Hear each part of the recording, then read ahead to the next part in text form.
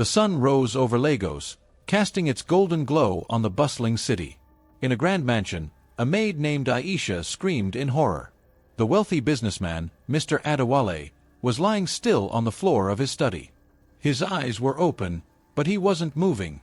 Aisha's scream echoed through the grand house, bringing everyone running from different corners of the mansion. It was chaos as people tried to understand what had happened. Detective Tade arrived shortly after.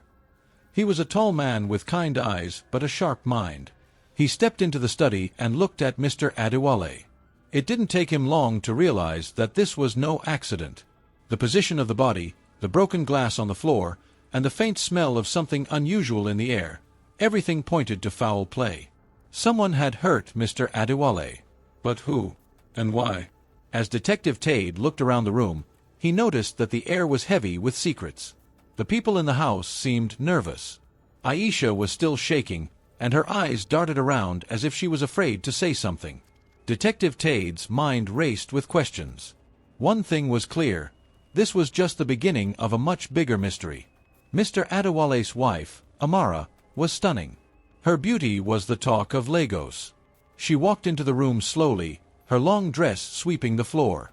But she looked calm, too calm for someone who had just lost her husband. Her calmness made Detective Tade suspicious. Was she hiding something? Her red eyes showed she had been crying, but her hands were steady as she spoke. "I was in my room all night," she said softly when Tade asked where she had been. Her voice trembled slightly, but she maintained her composure. Tade watched her carefully. Something about her didn't feel right. As she spoke, Aisha stood in the corner of the room, her face pale and her hands clutching her apron tightly. She looked terrified, as if she knew something but didn't want to say it. Detective Tade made a mental note to talk to Aisha later. The wife's calmness and the maid's fear made the situation even more suspicious. When Amara turned to leave the room, Tade noticed a faint smell of perfume. It was expensive and elegant, but it seemed out of place in the tense atmosphere. He also noticed a small tear in her dress near the hem, as if it had been caught on something sharp. These little details made Tade's mind race. What was Amara hiding, and why did she seem so calm? Aisha's hands shook as she cleaned the grand dining table later that day. She couldn't forget the image of Mr. Adewale lying so still, his usually warm face now cold and lifeless. Her heart pounded every time she thought about it.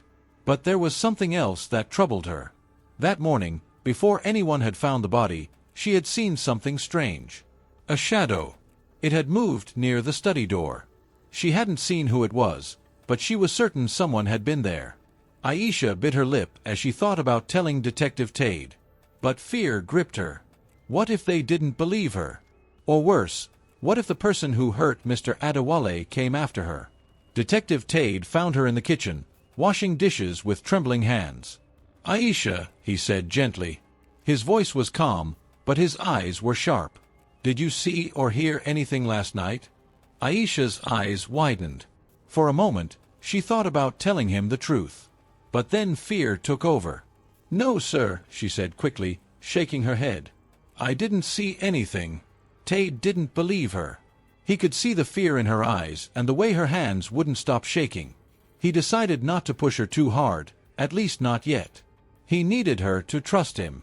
As he left the kitchen, he made another mental note. Aisha was hiding something, and he needed to find out what. In Mr. Adewale's study, Detective Tade searched for clues. The room was grand, with tall bookshelves and a large wooden desk. Papers were scattered everywhere, as if someone had been looking for something. Under the desk, Tade found a crumpled letter. It was torn at the edges, but the words Amara and love were clearly visible. The letter talked about secrets and promises, but it wasn't signed. Who had written it? Tade carefully unfolded the letter and read it again. The words seemed passionate and desperate. Whoever had written it cared deeply about Amara. But was it a love letter, or was it something more sinister? As Tade pondered the letter, he couldn't shake the feeling that it was connected to Mr. Adewale's death. When he showed the letter to Amara, her reaction was immediate. Her face turned pale, and she clutched her chest as if the air had been knocked out of her. "Where did you find this?" she asked, her voice trembling. Tade watched her closely. Her fear seemed genuine, but he couldn't be sure. "It was in the study," he said. Do you know who might have written it? Amara shook her head quickly. No, she whispered. But her reaction told Tade she was lying. He decided to hold on to the letter and see if it would lead him to more answers. For now, it was a puzzle piece that didn't quite fit, but he knew it was important. As Aisha dusted the shelves in Amara's room, she noticed something strange. A golden necklace, one that Mr. Adewale had given Amara as a gift, was missing from its usual spot in the jewelry box. The necklace was special. It had a large, sparkling diamond in the center and was worth more than Aisha could ever imagine. Aisha felt her heart race. Why would the necklace be missing? Could it have something to do with Mr. Adewale's death? She decided not to say anything, but the thought stayed in her mind all day. Detective Tade learned about the missing necklace from another maid who had overheard Aisha muttering about it. This new clue made things even more confusing. If the necklace had disappeared the same night Mr. Adewale was killed, could it be connected to the crime? Tade added it to his growing list of mysteries. Tade called Amara to ask about the necklace. When he mentioned it, her eyes widened, and she looked genuinely surprised. I didn't even realize it was gone, she said. Her voice was steady, but Tade noticed her fingers fidgeting with the edge of her dress.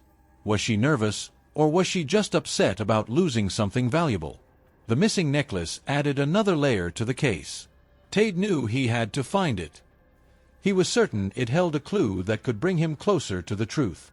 The next morning, as Detective Tade sat at Mr. Adewale's desk, deep in thought, a loud knock echoed through the study door. Tade turned to see a man standing in the doorway. He was tall, with a strong build, wearing a well-tailored suit. The man's eyes were sharp, and he had a serious expression on his face. I'm Chijioke, the man introduced himself, stepping into the room without waiting for an invitation. I'm a business partner of Mr. Adewale. I've come to pay my respects, and I need to know what happened here. Detective Tade studied him closely. Something about Chijioke felt off. He was acting too calm, like he already knew everything. I'm still investigating, Mr. Chijioke, Tade replied. Please have a seat. You might be able to help me. Chijioke didn't sit. Instead, he walked around the room, inspecting the papers on the desk, his eyes scanning the room like a hawk. I want to help, he said, still standing. Mr. Adewale was a great man, but we had our disagreements. I have a right to know if this was business-related.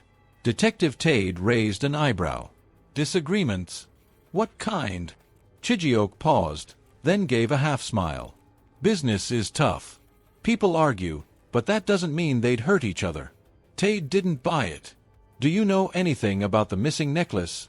He asked. Chijioke's face tightened for a second before he quickly masked it with a smile. I don't know anything about that. But I would be happy to help however I can. As he left the room, Tade felt uneasy. Chijioke's visit only added more questions to the mystery. Was he hiding something? Detective Tade knew he had to keep an eye on him. Later that day, Detective Tade decided to speak with Aisha again. He found her sitting quietly in the kitchen, cleaning some dishes. Her nervousness hadn't gone unnoticed, and Tade knew she was hiding something. Aisha, Tade said softly, taking a seat next to her. I need you to trust me. I know you saw something that night. Please, tell me what you saw. It could help solve this case. Aisha froze. Her hands stopped moving, and she turned to face him, her eyes wide with fear. I don't know if I should say anything. What if I'm wrong? What if they come after me? She whispered. Tade placed a reassuring hand on her shoulder. You won't be alone. I'll make sure you're safe. But I need to know what happened. Aisha took a deep breath, and after a long pause, she spoke. I heard voices. In the hallway. One of them sounded like Mr. Adewale, but the other voice. It wasn't familiar. Tade's interest piqued. Who was the other person? I couldn't see them clearly, Aisha said, her voice trembling. But I think it was a man. They were arguing. I couldn't hear the words, but it sounded angry. Tade's mind raced. Did you see anything else? Anything unusual? Aisha hesitated. I saw a shadow. It was near the door to the study. But I didn't know who it was. Tade thanked Aisha for her bravery. Her story confirmed that there was more to the case than just an accident. Someone else had been involved, and Tade was determined to find out who. Tade's search for clues led him to a part of the mansion he hadn't explored yet. It was a small, quiet hallway at the back of the house, hidden behind a set of heavy curtains. He wasn't sure what he was looking for, but something told him he needed to be there. As he walked down the hallway, Tade noticed a faint mark on the wall, scratches, as if something heavy had been moved. He pushed aside the curtains, revealing a door that was slightly ajar. He opened it slowly, the hinges creaking. Inside, Tade found an old, dusty room. It was clear that no one had been in here for a long time. The room was filled with boxes and old furniture, but something caught his eye, a picture frame on the floor. He picked it up, dusting it off, and saw a photo of Mr. Adewale with a woman. She looked familiar, but Tade couldn't place her face. He scanned the room more carefully and found an old, worn-out book on a shelf. When he opened it, a letter fell out. This one was addressed to Mr. Adewale. The letter seemed to be about a hidden affair, something that Mr. Adewale had been trying to keep secret. Tade's heart raced. This was the breakthrough he had been looking for. The picture, the letter, and the hidden room all pointed to a secret. It seemed Mr. Adewale's life wasn't as perfect as it appeared. With the new evidence, Detective Tade returned to confront Amara. He couldn't ignore the growing feeling that she was hiding something. "Amara," Tade began, holding up the picture and letter, "do you recognize this woman?" Amara's face went pale when she saw the picture. I don't know who she is," she said quickly, but Tade could hear the tremor in her voice. "I also found this letter in the hidden room," Tade continued. "It was addressed to Mr. Adewale. It talks about a secret affair." "Was he having an affair, Amara?" Amara's eyes filled with tears, but she didn't speak. She looked away, clearly struggling with the truth. Tade pressed on. "Amara, you've been hiding something. The missing necklace, the perfume you were wearing, the letter, everything points to you being involved in Mr. Adewale's death." Amara's breath caught in her throat. "No, I didn't do it," she exclaimed, shaking her head. "I loved him. I didn't want him dead." Tade was silent for a moment, trying to understand what was going on in her mind. "I think you're hiding the truth, Amara," he said softly. "And I will find it, no matter how long it takes." Detective Tade couldn't rest until he found the missing piece of the puzzle. He decided to visit Chijioke again, to ask him about the secret conversation Aisha had overheard. Something about Chijioke's calm demeanor kept nagging at Tade. When Tade arrived at Chijioke's office, he found the man sitting behind a large desk, looking as though he had been waiting for Tade. "Detective," Chijioke said coolly, "I'm glad you came. There's something I've been meaning to tell you." Tade raised an eyebrow. "What is it?" Chijioke sighed, leaning back in his chair. "I was the one who had the argument with Mr. Adewale that night. We fought about business, about money. I didn't want things to go this far, but I had to tell him the truth." Tade's heart skipped a beat. "What truth?" Chijioke smiled, a cold, calculating look in his eyes. "The truth about the money, and about Amara. She was involved in things she shouldn't have been." Tade's mind whirled. Chijioke's words were like a bombshell, but he knew there was still more to uncover. The final clue was right in front of him, but he couldn't let his guard down yet. The case was far from over.